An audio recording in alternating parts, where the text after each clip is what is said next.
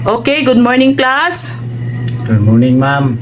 Okay, our lesson for today is all about the systems of the human body.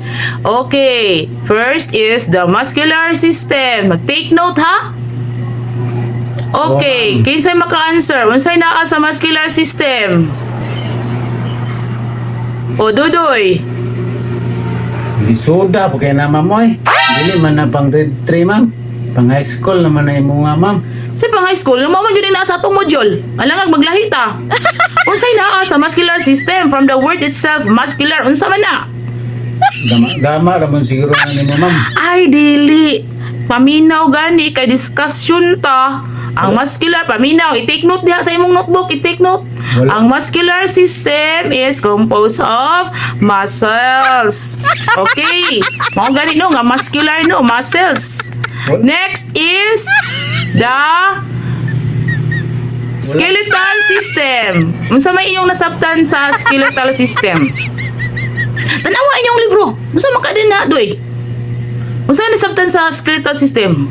Wala man na sa libro, ma'am.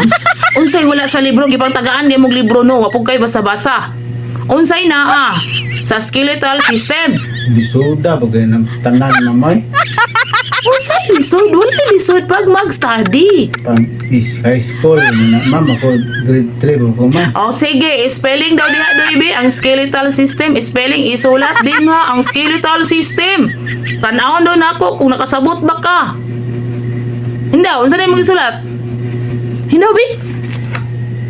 Dili na mao ang imong skeletal system, di na mao. Pwede, ma'am. Wibis na, ma'am.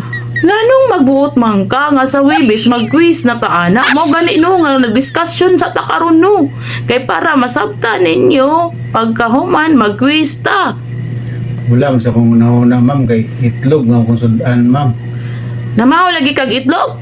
Nama- Protein man ang itlog, protein man na makay makuha na nga mga vitamins and minerals. Ya, mais ko yung kanon, ma'am. Ay wala na ko'y labot anang imuhang pamahaw din ha may gani kay nakay gikaon.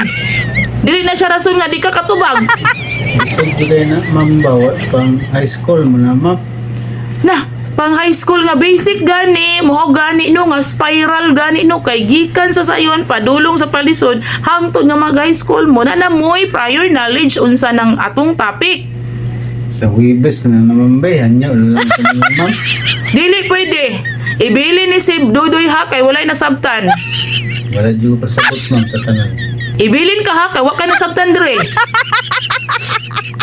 Hindi na bumamoy. Hindi na Wibis, bro.